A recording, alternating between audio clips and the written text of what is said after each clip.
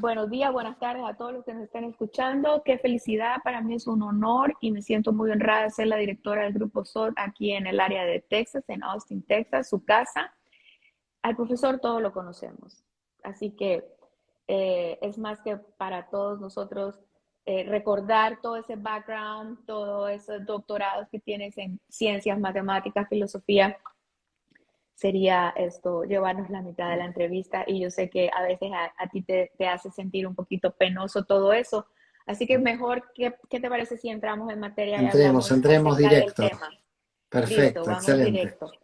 Y antes de empezar en materia, yo tengo una pregunta personal. ¿El profesor como tal habla de Kabbalah en la casa con los hijos, con la esposa, con los amigos, con la familia? Mira, en realidad es un tema curioso, porque no es que no hablo, eso sí, pero la verdad que no trato como no estar obsesionado con este tema, porque yo entiendo que todas las personas dentro de la familia tenemos que hablar de todos los temas del común, ¿no? De los mortales. Pero bueno, todo el mundo como ya me conoce, lo que yo hago y en qué línea estoy, muchas veces salen los grandes temas, porque al final los grandes temas de la Kabbalah son los grandes temas del ser humano. Entonces estos grandes temas siempre surgen. De todos modos, yo siempre he sido como muy respetuoso de intentar no entrar con temas de Kabbalah donde no me llaman, digamos. Es decir, trato de no invadir. Nunca tuve una idea de evangelización de la Kabbalah.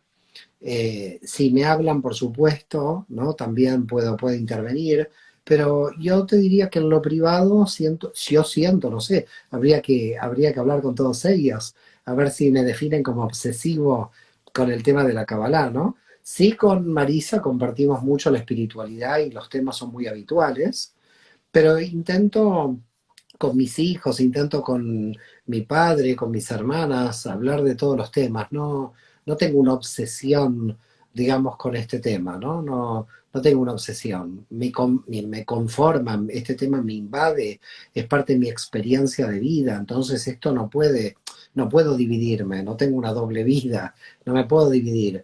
Pero de todos modos, no tengo una obsesión con el tema, sino por el contrario, podemos hablar de todos los temas. Claro que hay temas que yo no domino en absoluto, ¿no? Es decir, que si alguien se pone a hablar de fútbol, yo me tengo que quedar en silencio absoluto porque conozco muy poco.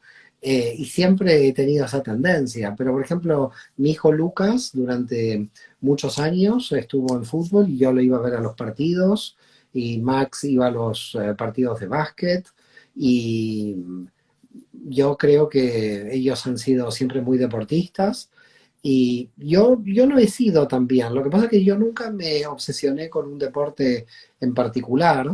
Siempre he realizado aeróbic, ahora tendría que hacer un poco más, pero en realidad nunca tuve como un deporte en especial. Ellos tampoco creo, porque en algún momento quizás Lucas estuvo con el fútbol, pero yo creo que no he estado obsesionado con el tema de la Kabbalah. Lo que pasa es que también tienes que pensar, Lina, que muchas horas de estudio de la Kabbalah llega un momento que uno quiere desconectar, porque fíjate, ¿no? Te doy el caso de hoy por la mañana, que estoy preparando el seminario de Toledo, de febrero, y el caso de hoy a la mañana es que estuve con unos temas de Isaac Luria tan elevados que estuve 2 horas estudiando y quedé absolutamente agotado. Entonces, para tratar de explicarte en síntesis, fueron entre ayer y hoy, 2 horas ayer, 2 horas hoy, llené 32 páginas y todos eran fórmulas de los nombres de Dios, combinaciones de fórmulas, permutaciones de los nombres de Dios en hebreo, y llega un punto donde la mente tiene que descansar, porque llega un punto de que tienes que mirar desde otro ángulo todo y tienes que descansar. La cábala en un nivel muy complejo, en un nivel muy alto, es muy desgastante a nivel intelectual. En los primeros niveles no, en los primeros niveles tú puedes leer 6 horas, 7 horas, porque es Enamora. como yo diría un poco más básico, pero en niveles más complejos tienes que estar como un poco alerta de qué O es lo si que no te está salta el chip. pasando.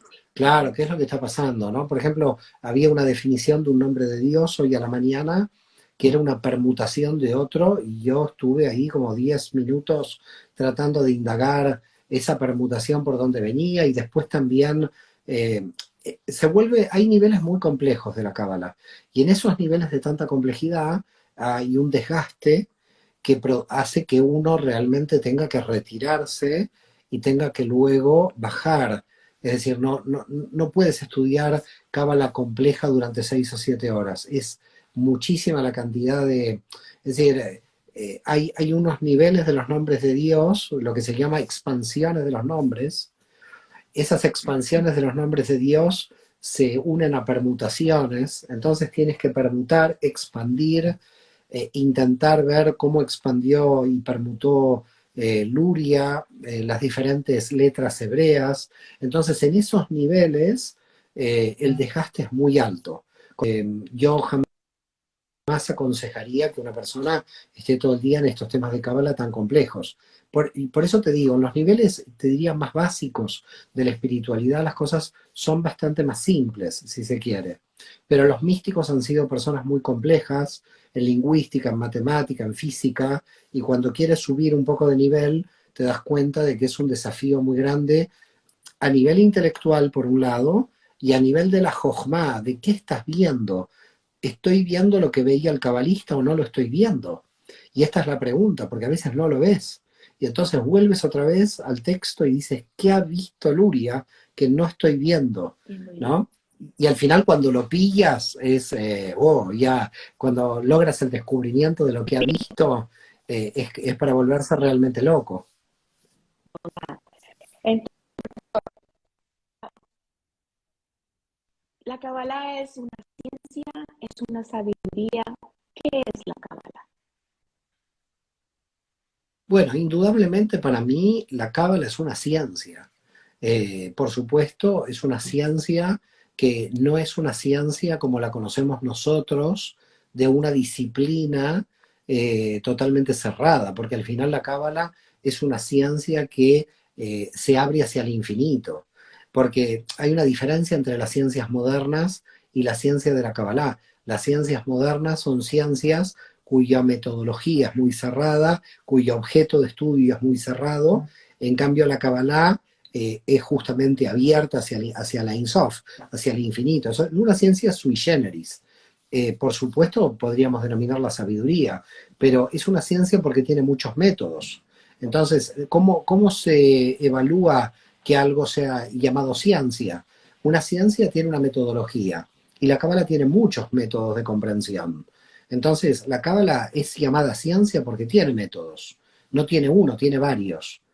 Pero la diferencia, te vuelvo a reiterar, entre la ciencia que nosotros conocemos de la época moderna y la ciencia de la Kabbalah, es que la ciencia de la época moderna nace con objetos muy definidos de estudio, y la Kabbalah tiene un objeto, te diría, infinito, es decir, es un objeto que no tiene contornos, ¿no? Entonces, como no tiene contornos, el crecimiento, pero sí tiene metodología, y como tiene metodología, podemos llamarla ciencia tranquilamente. ¿Y cuál es esa metodología? ¿Cuál es el uno, 2, 3 de decir, me quiero iniciar en el estudio de la cábala? Aquí muchas personas que están en la cábala dirían varias cosas diferentes. Yo te puedo decir lo que yo percibo desde mi percepción después de tantos años de estudiar cábala. Yo creo que lo primero es el árbol de la vida. Lo primero que hay que tratar de comprender es el árbol de la vida, porque el árbol de la vida da una estructura en las dimensiones, en los universos, y nosotros como occidentales necesitamos mucho tener un modelo. Así que lo primero que te diría que el primer método es el árbol de la vida. Después del árbol de la vida, el segundo método es la combinación de los universos, que también aparece desde el árbol de la vida, pero que es muy importante conocerlos.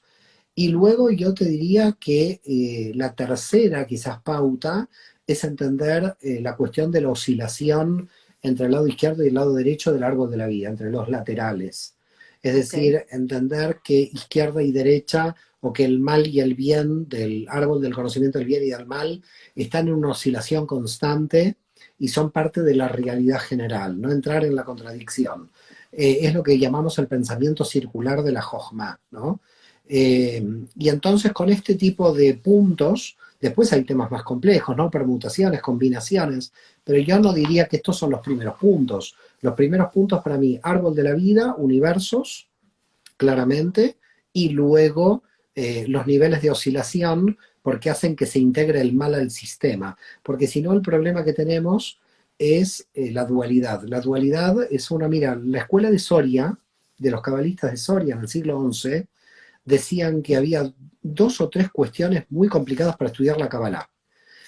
La primera cuestión complicada es la materialidad. La gente lo lleva todo a la materia y hay cosas que son abstractas, invisibles, que no se puede llevar toda la materia. Entonces, la materialidad o la corporalidad lo llamaban ellos, ¿no? Es decir, esa es una de las principales. La segunda es la dualidad. La segunda como problema es la dualidad de las contradicciones entre el blanco y lo negro, femenino y masculino, entre el bien y el mal. La dualidad es una de las cuestiones más complicadas, porque a partir de la dualidad, es decir, la persona que vive en la dualidad vive en el éxito-fracaso y todo el tiempo. desarrolla un problema porque no aprende nunca. Siempre está entre el éxito y el fracaso, con lo cual es muy, muy difícil salir a veces de la dualidad. Yo diría dualidad y materialidad son, y después la escuela de Soria decía, la tercera, que recuerdo, pluralidad. Decía, otro de los problemas que tenemos es la pluralidad, porque nosotros vivimos en el sistema de la fragmentación y no le vemos la raíz única de todas las cosas. Perdemos la matrix. Entonces, al ver las diferencias en forma permanente, siempre estamos operando siempre en las diferencias. Y a veces las diferencias no son buenas para operar. Hay que operar, pero con un cierto límite. Entonces, el sistema de fragmentación, siempre en la cábala tenemos que tener conciencia de unidad, conciencia de unión. Es lo que nosotros llamamos ijudim, unificaciones. Y las unificaciones, ¿cómo se logran? Se logran entrando en lo oculto del fragmento. Es decir, cada fragmento tiene algo oculto, todo lo que nosotros vemos tiene algo oculto, lo que nosotros vemos, lo que nosotros percibimos es siempre totalmente superficial.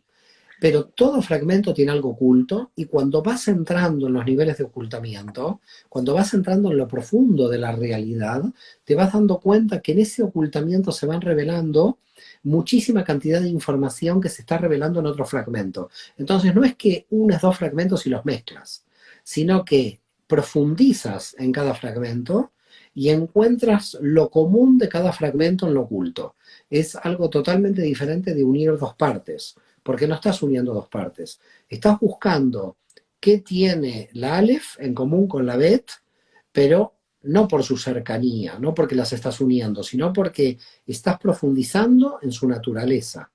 Y cuando llegas a la naturaleza esencial del todo fragmento en esta realidad, entonces te encuentras con que estás en la matrix única. Lo que pasa que nosotros tenemos muchas teorías en la mente de la matrix única y nosotros tenemos tantas vestimentas dentro de la mente que nos impiden llegar a la matrix única que a veces teorizamos sin poder experimentar la unidad. Y este es el gran problema, porque la Cábala lo que dice es experimentar la unidad, no teorizarla. Ahí tenemos un gran problema mental. ¿Será por eso entonces que hoy por hoy cada día más gente, incluso los jóvenes, están entrando en el estudio de la Kabbalah? Hay ese punto en el corazón que les llega y les da ese interrogante o les pica ese bichito del quiero saber más, quiero más. Esto que vivo hoy en día a través de la religión, porque la Kabbalah, para mí la Kabbalah va más allá de la espiritualidad. Uh -huh. Para mí llegó la Kabbalah en unos momentos muy difíciles y es a través de ella encontré respuestas. Entonces yo siento que hoy en día la Kabbalah no es una moda, sino que la gente quiere respuestas y quiere profundizar más, ya no como que hablándolo en términos generales, ya la gente no come tanto cuento, la gente no le gusta el dogma en el que te aprieta una religión No. cualquiera. Entonces, Sí, sí, sí. ¿qué es lo que nos está pasando en el mundo? Que la gente está buscando más y más entrar en este término que le llamamos la sabiduría o la ciencia de la Cábala. Mira, lo primero que aquí ha sucedido es que nos hemos dado cuenta, en primer lugar, que cambiando las ideologías no cambia el ser humano. Es decir, nosotros creíamos que si teníamos una ideología o un sistema económico determinado, el ser humano iba a cambiar. Y de alguna forma creíamos en una salvación más bien política o sociológica. Y hoy los seres humanos a nivel mundial nos hemos dado cuenta que la política ha fracasado. Este es un gran descubrimiento. Todo el mundo ya no le cree a ningún político, sea de ningún partido. Y yo creo que esto es algo muy increíble y algo muy hermoso, porque los sistemas no nos han dado la respuesta. Y que los sistemas no nos hayan dado la respuesta, esto es bueno, porque al final son sistemas siempre imperfectos y humanos, que no nos iban a dar ninguna respuesta. ¿Por qué? Porque nosotros en lo profundo no hemos cambiado, no hemos hecho el ticún personal cada uno. Entonces ningún sistema nos va a representar, porque siendo digamos, estando tanto en las tinieblas nuestras almas, ningún sistema. Entonces lo primero que yo te diría es, la política se está viniendo abajo y ya no hay respuesta política al proceso espiritual a nivel mundial. Y creo que esto es algo muy positivo. El segundo punto es que la gente se ha cansado. Se ha cansado que le mientan, se ha cansado del autoengaño. Es decir, se ha cansado de que le mientan, pero también se ha cansado de los propios autoengaños. La gente ya no quiere vivir más autoengañada. La gente quiere vivir con honestidad, con una libertad interior, y por lo tanto, si los niveles de autoengaño desaparecen, estamos mucho más felices que antes. Y de repente todavía teníamos en una generación como la mía y un poco más atrás, niveles de autoengaño a nivel cultural, a nivel educativo, con la cuestión de la materia, con la cuestión sexual sobre todo. Había muchísima cantidad de problemas, prejuicios de todo tipo, prejuicios frente al mundo espiritual. La espiritualidad se la asociaba a lo irracional, a la Edad Media. Había un prejuicio científico racionalista que venía de la Revolución Francesa. Entonces yo creo que también hemos llegado a un punto donde hemos decidido ser honestos. Y ser honestos creo que es un precio muy alto a pagar, porque ser honesto no es fácil, ¿eh? Que la No gente todo lo el mundo crea. es Uy, elegido. y sobre todo, no estamos hablando de una honestidad social, soy honesto con el otro, sino conmigo, que este es el problema. Entonces, yo creo que hemos llegado a un punto donde nos hemos cansado de los autoengaños. Entonces, primer punto, la política se viene abajo. Segundo punto, nos cansamos de los autoengaños. El tercer punto es, si estamos cansados de los autoengaños, menos vamos a estar soportando los engaños religiosos que nos han engañado durante tantos siglos. Por lo tanto, también se caen los sistemas dogmáticos y los sistemas de teología, los sistemas de seguridad. En definitiva, yo te diría que es como que se cae todo y estamos felizmente, todos muy felices de que se caiga todo, porque en realidad no se cae todo por ninguna revolución. Se cae No. todo simplemente porque se agotó el ser humano de lo que ha construido. Se ha terminado una época, se ha terminado una etapa, se ha terminado una época de la humanidad. Nosotros ya somos conscientes que entramos en otra época, y al ser conscientes de entrar en otra época, todavía las instituciones religiosas y políticas no se han dado cuenta de que hemos entrado en otra época. Y por lo tanto no entienden lo que pasa. En realidad nadie entiende bien lo que pasa. ¿Y por qué no entienden bien lo que pasa? Porque en realidad las almas se han revelado. La potencia de la luz de cada uno de nosotros se ha revelado, y eso es imparable, eso no lo puede frenar nadie. Entonces, si todos nosotros decidimos que el poder desaparece, es que el poder desaparece, no hay más poder. Si todos nosotros decidimos, entonces lo que está sucediendo, Lina, Es es una revolución. una evolución de la conciencia tan alta, tan grande, que las grandes instituciones, los grandes grupos, los grandes dogmas se están barriendo solos, pero se caen como, bueno, como se cayó en su momento la Unión Soviética, ¿no? Se cayó, ¡pum!, se cayó solo y nadie se enteró, ¿no? Pero yo creo que ahora va a ser más grande la caída, porque esa caída fue una caída, entre comillas, mínima. Vamos a ver una caída mucho más grande de la que creemos, que vamos a ver una caída mucho más fuerte. Lo que pasa que, claro, ante un cambio de conciencia tan fuerte, no creo que el ego y el poder lo dejen tan graciosamente a que los niveles de conciencia suban tan rápido. Entonces yo creo que todavía va a haber fisuras, va a haber movimientos telúricos, va a haber un poco de terremoto entre las instituciones antiguas que se van a ver amenazadas por la indiferencia. Es decir, la gran evolución de conciencia es la indiferencia de los dogmas. La gente está indiferente a los dogmas. Es decir, hoy los religiosos se han vuelto sectarios, ya no representan a la mayoría de la gente, ya son sectas. Es decir, las religiones se han vuelto sectarias, son sectas realmente. La gran masa crítica, estamos en la conciencia universal, en la conciencia Aleph, ya estamos fuera de las dogmáticas. Y por ese motivo, las instituciones tal como las conocemos, las comunidades que se aferran a los dogmas, se están literalmente viniendo abajo. Pero no porque nadie haga nada, sino simplemente porque nosotros lo que estamos haciendo es evolucionar en nuestro nivel de Despertar. conciencia. Estamos provocando la llegada de una luz tan potente, donde una serie de clipots están explotando, una serie de cáscaras están explotando, y somos partícipes de un cambio humano, un cambio en la humanidad, del cual nosotros mismos todavía no somos conscientes de lo que está sucediendo. Así es.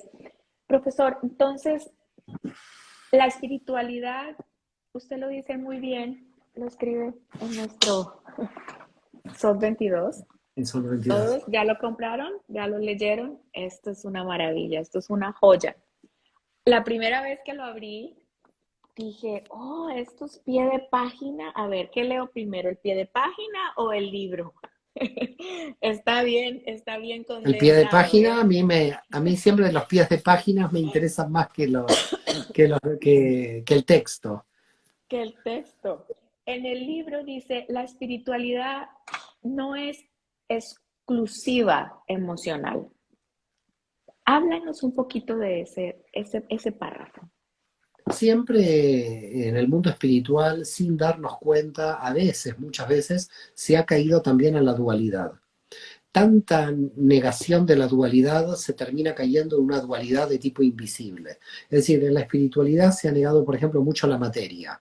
Y como se ha negado la materia, se ha producido una espiritualidad de fuga de la materia y una dualidad en la realidad. Es decir, a veces la negación de la dualidad no provoca una fuga de la dualidad. A veces la negación de la dualidad la fortalece más en algún sentido. Entonces, lo que uno encuentra en la Kabbalah es una espiritualidad donde lo engloba todo, es decir, todo es espiritual. La sexualidad es espiritual, la materia es espiritual, todos los seres humanos tenemos este punto espiritual, no hay nada que esté fuera de lo espiritual. La física, cuando nos cuenta cómo se creó el universo, está dentro del campo de la espiritualidad, de la cosmogonía. Entonces, yo creo que lo bueno, en cierto modo, que permite la espiritualidad es que no rechaza nada, porque no juzga nada. Entonces nosotros no somos jueces ni rechazamos nada, porque si algo existe en esta realidad, existe como una información que nos va a ayudar a crecer.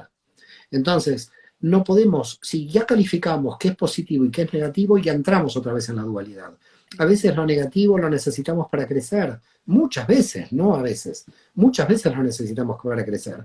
Entonces, volvemos otra vez al problema de qué es lo que discriminamos, qué es lo que vemos, qué es lo que decimos, qué es lo que dice nuestra mente no me sirve. No, no, cuidado, ese sueño que tú no lo entiendes, no es que no te sirve, es que no lo entiendes, pero si tú lo comprenderías, te sirve. El problema es que nosotros lo que no logramos entender, lo sacamos de nuestro sistema de análisis. Entonces lo que hay que tratar de hacer es ir a las preguntas más incomprensibles para hacerlas entrar en el análisis. Es decir, lo más incomprensible tiene una función en el universo, tiene una función en la realidad. Que nosotros no logremos comprender no quiere decir que no tiene función. Por lo tanto, lo que tenemos que estar muy cautos es que nosotros a veces nos volvemos jueces por ignorancia. ¿Por qué? Desechamos cierta parte de la información, no porque no nos conviene, sino porque no la comprendemos. Y como no la comprendemos, creemos que no tiene función.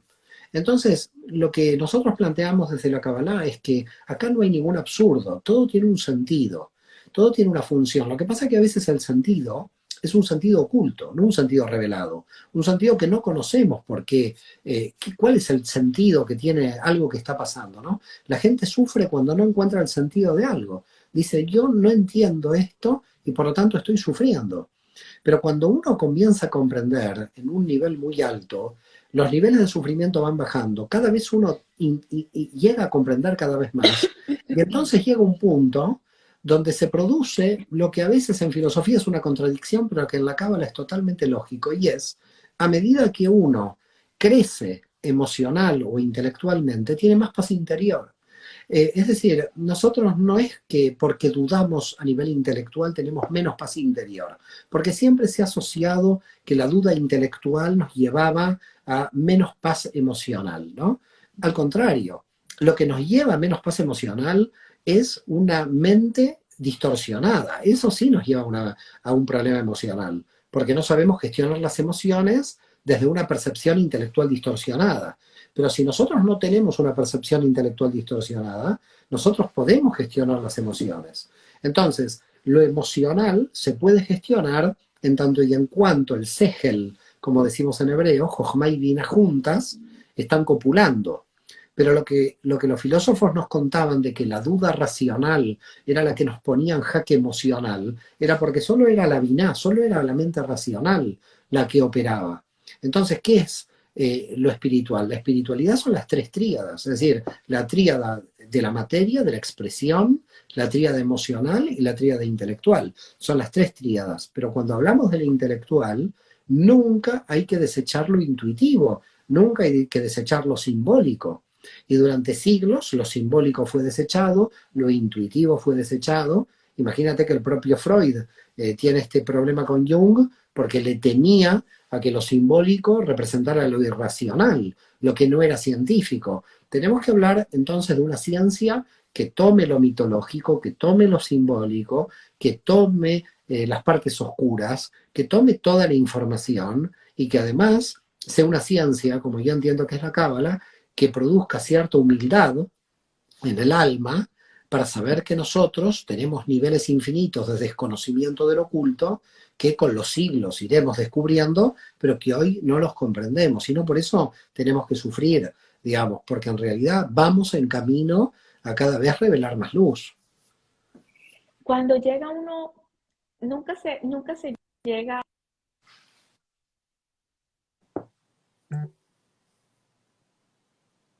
es experimental, es el día a día.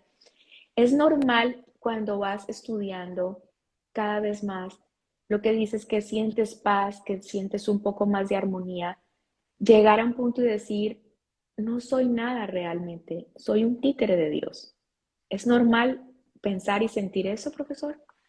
Sí, es normal, pero no hay que pensar así. Primero que todo, uno no es títere de Dios, porque nosotros dejamos de ser títeres cuando abandonamos el Gan Eden. Ya no somos títeres. Es decir, nosotros somos lo que somos, estamos predeterminados, pero tenemos que operar, tenemos que vivir como si tuviéramos libre albedrío. Entonces nosotros no podemos considerarnos títeres de Dios de ninguna manera, porque entonces estaríamos llegando a la conclusión de que el ticum, la rectificación, es inútil. Si yo soy un títere de Dios, ¿qué es lo que voy a rectificar? No, no, yo no soy títere de Dios porque tengo que co-crear con la divinidad y por lo tanto yo lo que sí puedo ser títere es de mí mismo. Ese es el peor títere. Si yo soy títere de mí, estoy muy mal. Yo no soy títere de Dios, yo puedo ser títere de mí. Si yo soy títere de mí, estoy mal ahí. Entonces, la cuestión es ser el titiritero de mí y no el títere. Yo puedo ser el titiritero de mí. Ahora, indudablemente Dios me ha dado la información para ser el titiritero, pero el problema es que me enseñaron a ser títere. Entonces, aquí hay un problema. Me enseñaron a ser títere y no titiritero. Entonces, ya sabemos que el titiritero máximo es la divinidad, es la Matrix. Pero el titiritero máximo me dio herramientas para también ser titiritero. Ahora, ¿qué hemos creado con la cultura, con la religión, con la política? Hemos creado títeres, no titiriteros. Cuando nosotros estamos diciendo que el Mesías está dentro de cada alma, le estamos diciendo, deje de ser títere y pase a ser titiritero. Deje de estar en posición pasiva y pase a ser una posición activa. Si uno no pasa a tener una posición activa dentro de la vida real, dentro de la existencia, el problema es que se desespera. Aparece la desesperación. Es decir, ¿por qué aparece la desesperación? Porque la desesperación es una forma de impotencia y actividad simultáneas. Es decir, uno está activo, pero se siente impotente y cree que su actividad no va a llegar a ninguna parte. Cuando uno realmente no se desespera y está en actividad, y por eso yo muchas veces digo, no hay que estar preocupado, hay que estar ocupado. Uno tiene que estar ocupado, no preocupado. ¿Por qué? Porque si yo estoy preocupado, ¿qué es lo que sucede? Anulo la ocupación directamente. Tengo tanta preocupación, no como una persona, tengo tantas cosas que hacer que hoy no termino de hacer nada en el día. No. Lo que uno tiene que hacer es cada 2 horas hacer algo. pero olvidarse de la preocupación de todo lo que tiene que hacer. Y al final del día, seguramente no podrá hacer todo lo que tiene que hacer, pero estar feliz de que todo lo que le falta hacer para el día de mañana son deseos que el alma tiene de seguir progresando, de seguir creciendo. La gente se desespera y dice, hoy tenía 20 cosas en el día y solo hice 3. Yo estaría súper feliz. A mí siempre me faltan 17 de 3. ¿Por qué? Estoy feliz de que me falten 17. Porque quiere decir que mañana tengo un montón de deseos que tengo que cumplir. Entonces, fíjate cómo actuamos, fíjate lo que es la percepción, ¿no? Fíjate cómo está distorsionada la percepción. Uno piensa lo que me falta. Uno piensa lo que me falta en forma negativa. ¿Cómo piensa lo que me falta en forma negativa? Todo lo que usted desea es algo muy positivo. Mañana se va a levantar por los 16 temas que todavía usted tiene que solucionar, por los libros que usted tiene que leer, por el deseo que usted tiene. Entonces, lo que la cábala te está diciendo es, sé consciente que lo que te hace feliz es el deseo insatisfecho, no el deseo satisfecho. Es decir, el deseo insatisfecho es lo que te hace feliz. Imagínate que hoy tengo 20 temas que tengo que terminar y termino los 20. Y de repente digo, ¿y mañana qué hago? A mí no me pasa porque mañana vuelvo con Luria. Entonces tengo un problema, ¿no? Pero básicamente el problema es, no tendría ningún deseo de levantarme mañana a la mañana. Con lo cual, que a la persona se le acumulen deseos incumplidos es lo más feliz que le puede pasar a una persona. Es una maravilla. Pero vamos al revés. Los deseos incumplidos frustran a la gente. No he cumplido con esto, no he cumplido con lo otro. Qué suerte que no lo ha cumplido. Quiere decir que usted puede seguir viviendo para cumplir esos objetivos, esos deseos. Entonces, claro, tenemos una percepción tan rara de los deseos, donde queremos el resultado, ¿no? Porque la gente quiere terminar el libro, pero no quiere entender el libro. Es decir, la gente quiere decir en una reunión, terminé de leer el libro. A mí una de las cosas que más me gustan de una reunión es decir, nunca terminé de leer Luria, no termino de leer Luria. ¿Por qué? No termino de leer Luria implica que puedo seguir leyendo Luria. Qué feliz que mañana me puedo levantar. No tengo la desesperación de terminar algo. Tengo el deseo de que nunca se termine. Es decir, el mayor deseo es que nunca se termine el deseo. Por supuesto, cuando nosotros venimos, Dios, nacemos en este plano, todos traemos diferentes niveles de elevación. Cada uno trae un propio nivel de elevar su alma. La Kabbalah, la fuerza de la Kabbalah, ¿nos ayuda con eso, profesor? Mira, una de las cosas que se ve en la gente, yo lo vi primero en mí mismo, claro, pero yo pensaba que era una rara avis que me pasaba en mí nada más. Pero en los alumnos, yo lo empiezo a ver y en toda la gente que estudia la Kabbalah, es que lo que se produce, primero lo que se produce es una gran excitación de tipo intelectual. Al principio, un mundo muy grande, hay una gran excitación intelectual. Ahí sí, hay un enamoramiento muy grande, pero luego lo que se produce es el comienzo de una paz interior muy grande. Y cuando aparece esa paz interior tan grande, donde las piezas empiezan a encajar, tú dices, pero esto no era teoría, esto no era solamente una excitación intelectual, esto está haciendo que yo cambie a nivel celular. Esto es una arma biológica, la cábala, porque me estoy cambiando. Fíjate que los cabalistas del sur de Francia, no los medievales, los modernos, en el 2007-2008, hablaban de biohermenéutica. La cábala tiene biohermenéutica, es decir, tú haces un análisis de los textos que te cambia tu biología, que te cambia tu célula, que te cambia tu pensamiento, y al cambiar tu pensamiento cambia tu biología. Entonces, aquellos que estamos estudiando cábala, nunca terminamos de estudiar solo teóricamente la cábala, porque sin darnos cuenta, van entrando, se va transformando nuestra biología. Es como que en realidad tú crees que estás leyendo, tú crees que estás estudiando, pero en realidad tú estás transformándote lentamente. Eso lo ves muy adelante, lo ves en unos años, no se ve cuando empiezas a estudiar la Kabbalah, pero sí te vas dando cuenta de cambios de percepción, de que hay reacciones que ya no realizas, de que hay actitudes que se han modificado, hay actitudes que han desaparecido, cuestiones que has superado, y de repente es de la noche a la mañana, es decir, de repente tienes que hacer como un análisis para darte cuenta de esto. Entonces ¿qué da la cábala? Para mí, primero, una gran excitación intelectual, aquella persona que entra, pero luego una gran paz interior. Y luego, imagínate, una persona que logra esa paz interior, la posibilidad de crecimiento que tiene, porque entonces ahí tiene todo ganado. Una persona que tiene paz interior tiene todo ganado. Es decir, tiene todo ganado, porque lo único que le resta es el crecimiento.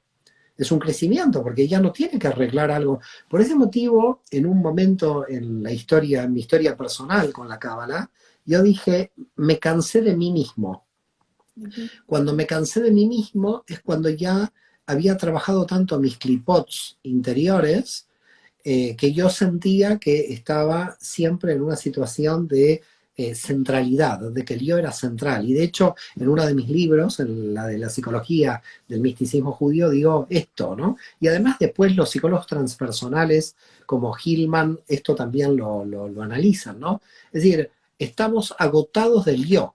Es decir, porque cuando uno va a una terapia tradicional, a un psicólogo, habla del yo, del yo, del yo, del yo. Yo, la verdad, en algún momento en la terapia me cansé y dije, ¿cuánto se puede hablar del padre, de la ex mujer, de la madre, del Espíritu Santo, del abuelo? ¿Cuánto tiempo se puede hablar de la familia? Ya está, ya hay un momento de que el yo tiene que descentralizarse, ¿no? Es decir, yo cuando dije me cansé de mí mismo, fue un momento sublime para mí, porque dije, yo ahora tengo que ir por el universo, tengo que ir por la cosmogonía de Luria, por la física cuántica. Ya está del yo, ya hay un agotamiento del yo. Ya sé mi parte oscura, ya sé Satán por dónde me ataca, ya bailo por Satán por dónde me ataca, ya sé cómo reacciono, ya me conozco tanto, que cuando uno se conoce tanto, ¿qué más va a conocer? Entonces, yo creo que hay un punto límite en la psicología. Es decir, en la Empiezas a psicología hay un flotar. punto límite. Empiezas a flotar, básicamente. Ya empiezas a A flotar fluir. y empiezas a volverte cosmogónico. Es decir, te abres al cosmos, eres un fragmento cosmogónico, no el yo, el yo, el yo, el yo. Se terminó el yo, la Tiferet hay que abandonarla para subir a Keter, porque si no, no podemos estar en la Tiferet. Yo no digo que aquella persona que tiene su parte oscura no tenga que seguir yendo al psicólogo y seguir revisando su parte oscura, pero es que ya llega un momento que tu parte oscura ya la conoces, ya sabes cuál es tu parte oscura, ya sabes cuáles son los mecanismos de la parte oscura. Entonces, pagarle a un psicólogo todas las semanas para volver a repetir tu parte oscura me parece una pérdida de tiempo y una pérdida de dinero. Y pérdida de dinero. Hablemos un poquito, profesor, de la unidad de Keter. En el capítulo 3 de nuestro libro Sot, dice, todo cambio solo puede procurarse por el retorno de la cosa a su fuente. Lo escribió Rabí Genora, ¿verdad? Así ¿Me es, escuchan? porque en realidad acá el punto es este, ¿no? Mira, tú justamente estás tocando el tema en el que estamos caminando, en ese camino hacia Keter, ¿no? En el camino a la corona. Fíjate lo que es Keter, es la corona. Fíjate, y la corona está arriba de la cabeza de uno. No es ni la cabeza, porque la cabeza es Binay Jochma. Entonces la corona está arriba de Binay Jochma. Y la corona es de alguna manera algo que te supera, que te supera inclusive a nivel mental, ¿no? Es, la pregunta en la corona es cómo yo me voy a coronar a mí mismo, A mí mismo. y voy a salir de la centralidad de la Tiferet. Y salir de la centralidad de la Tiferet a mucha gente le cuesta mucho porque uno está muy acostumbrado al autoanálisis, al autoconocimiento. La Cábala es un autoconocimiento que te tiene que llevar a abandonar el autoconocimiento. En un punto muy alto te tiene que llevar al conocimiento del cosmos, al conocimiento universal. Para poder matar al yo, tienes que pasar por tu propia muerte, que es la noche oscura del alma o el abismo, el tejón, ¿no? Entonces, tenemos que morir para renacer. Y si no morimos para renacer, no hay forma de llegar a Keter. Entonces, ¿cómo se llega, entre comillas, digo, porque a Keter no se llega nunca, pero en cierto modo, cuál es la dirección que tengo que tener como alma para dirigirme a Keter, ¿no? Primero que todo es unir Binah y Jochma, es la parte femenina y masculina, oscilar entre expansión y restricción. Cuando me estoy expandiendo muy rápido, cuando me estoy restringiendo muy rápido, ¿no? Y fíjate que los cabalistas, cuando iban hacia la expansión, lo que hacían era Se ya tener aislaban. conciencia de restricción, Y se inmediatamente. aislaban. Ya empezaba la restricción en el camino de la expansión, ¿no? Es decir, es como, vamos a poner un ejemplo para que la gente lo pueda entender, es como que yo acelero en la autopista 100 a 110 y ahí voy pensando que voy a tener que en algún momento ir frenando. Y entonces ahí voy frenando y de repente llegué a 120 y digo, no, no, aquí ya tengo que frenar por completo y empezar a ir hacia atrás. Pero en algún momento, entre 80, 90 y 100, empiezo a pensar que tengo que empezar a frenar, aunque en realidad el freno final es en 120. Entonces, si uno en la vida puede, en sus momentos de expansión, tener conciencia de restricción, y en los momentos de restricción tener conciencia de expansión, entonces rápidamente va a llegar a Keter, porque va a conocer lo que es el arte de vivir. Es decir, el arte de vivir está ahí, está en saber cómo oscilar entre expansión y restricción. Lo que sucede es que como esto está en todas las cuestiones de la realidad, fíjate que en la economía también lo puedes ver, ¿no? Si no puedes gastar más de lo que a ti te entra, pero tampoco puedes vivir ahorrando sin irte un día de repente a beber un café fuera. Entonces, hasta en la economía se puede ver esto. Entonces, como en la economía, como en la espiritualidad, como en lo emocional, como cuánto estoy dando demasiado y no me estoy cuidando a mí. Entonces, si me tengo que cuidar a mí, de repente tengo que hacer restricción. Entonces, también me abro al cosmos, pero en un momento tengo que estar con mi Yon Latiferet. Entonces tengo que bajar a Latiferet para saber de estar conmigo a nivel de mi soledad interior, ¿no? Tengo que tener mis espacios de soledad en Latiferet. Yo, por ejemplo, para tener mis espacios de soledad, he llegado a la conclusión que uso la excusa de estudiar y escribir para estar solo.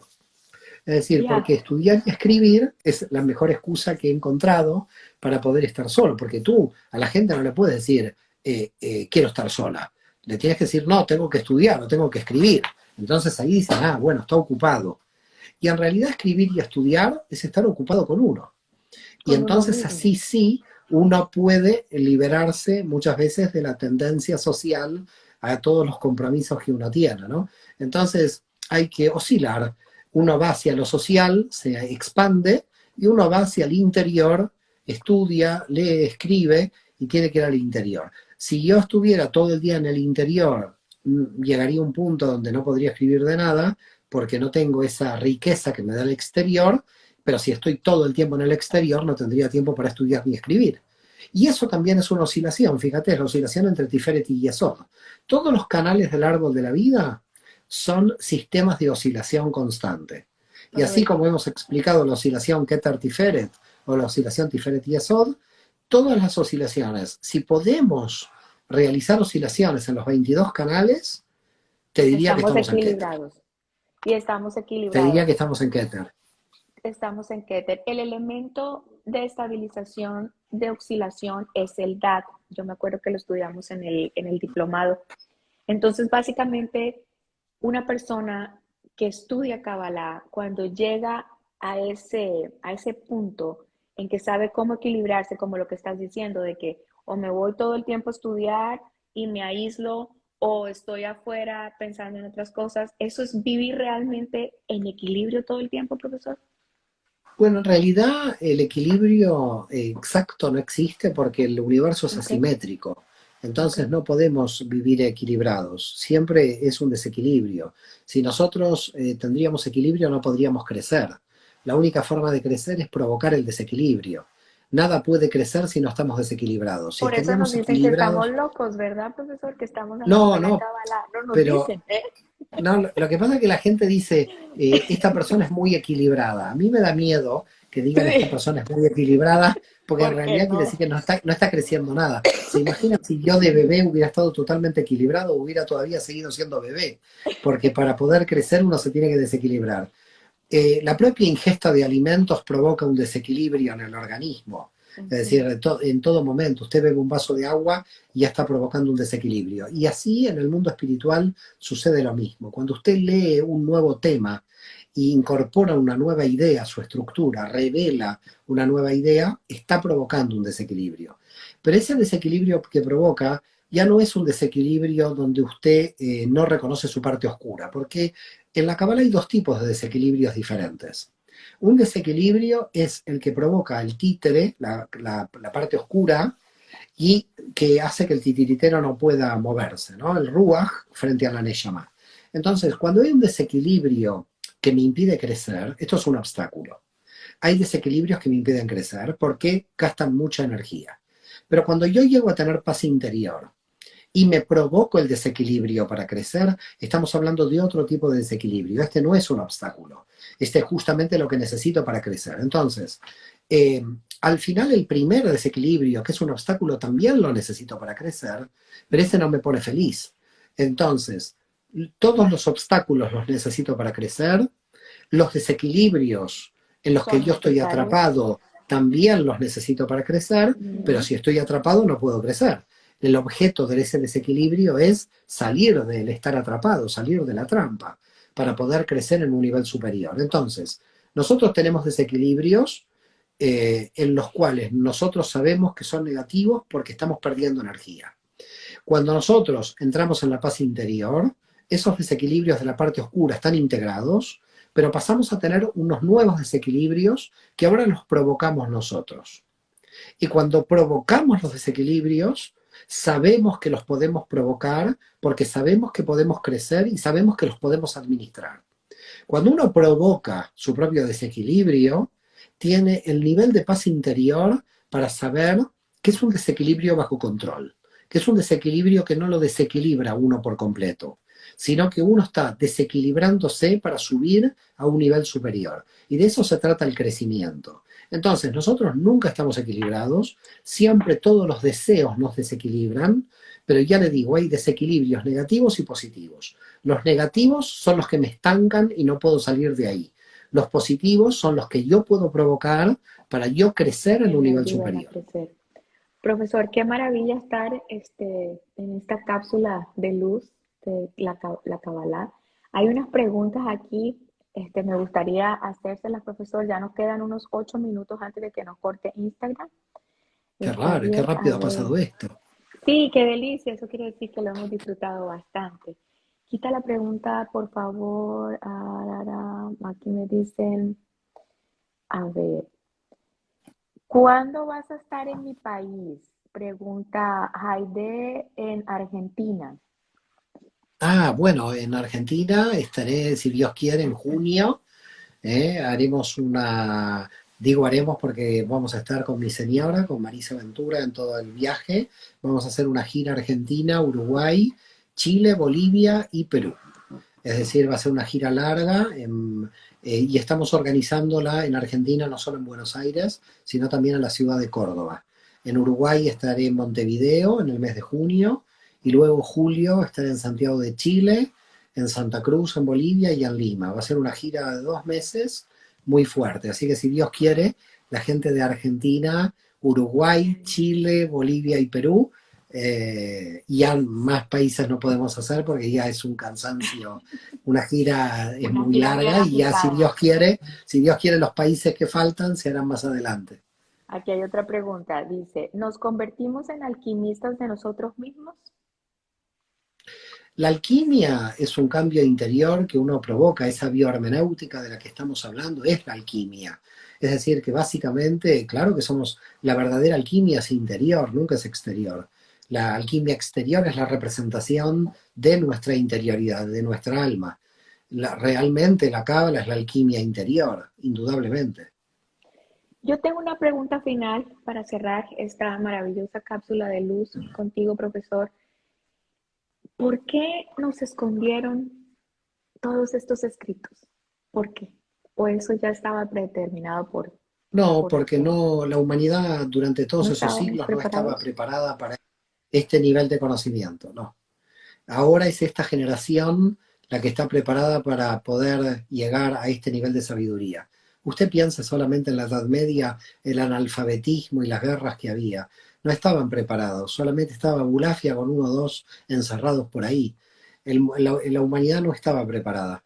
La humanidad tenía que llegar a este estadio para nosotros recibir esta sabiduría. Ahora sí estamos preparados. Lo que no me queda claro es si los gobiernos están preparados para ver el cambio que se va a producir a nivel de conciencia a nivel mundial. Pero eso es otra historia. ¿Cuándo vas a venir a Estados Unidos, profesor? Bueno, voy a estar en una segunda gira, si Dios quiere, en el mes de septiembre. Vamos a apuntar. Voy a estar en Miami, Palm Beach, en Estados Oh, Unidos. sí, ahí nos Luego, bueno, vamos a ver, por cierto. Voy a ir Primero, con, primero voy a llegar a México, me parece, luego a Estados Unidos. Hay una idea de ver si puedo llegar a República Dominicana, con luego Pastor Piña, Guatemala, ¿verdad? sí, sí, y luego va a ser en Guatemala y El Salvador. Guatemala Ok, y El Salvador también. Bueno, va a haber países que me van a quedar en el tintero. Un día voy a tener que hacer Costa Rica, Panamá, Colombia, porque ahí hay mucha gente amiga, y también Venezuela que me reclaman. Pero bueno, toda esa región por ahora. Pero en el mes de septiembre será México, Estados Unidos, República Dominicana, Guatemala y El Salvador. muy bien, porque muchas personas me han preguntado aquí por el interno que cuándo lo podemos tener en Texas porque quieren un curso real, no lo quieren virtual, aunque hoy en día las comunicaciones nos permiten tener este tipo de acercamiento, Bueno, a quieren ver, tener al profesor habría, Sabana habría aquí. que mirar el Ok, cronograma, habría que mirar muy el bien, cronograma de Miami a ver si da el espacio para poder hacer un vuelo a coincidimos. Texas. Lo podemos Listo. hablar, pero está muy, Gracias, profesor. bueno, está, vamos a ver, hay que ver si dan los tiempos. Por Ok, mí yo no tendría ningún problema, pero bueno, yo excelente. intento hacer lo que puedo, más no puedo, pero lo Qué bueno. intentaremos. Y bueno, Lina, Gracias, la verdad, profesor. agradecido por este encuentro. Gracias, profesor. Desde el fondo de mi corazón, feliz de haberlo tenido aquí. Es una maravilla. Gracias por darnos tanto de sus conocimientos y de tanta su luz. Un abrazo para Marisa. Si Dios quiere, nos vamos para Israel, ¿no? Gracias, si Dios quiere, así es. Marzo y Profesor, mayo, hay dos marzo y grupos, así que nos mayo. vamos para Sí, Israel. vamos. Si Dios quiere, si Si Dios Dios quiere. quiere. Gracias.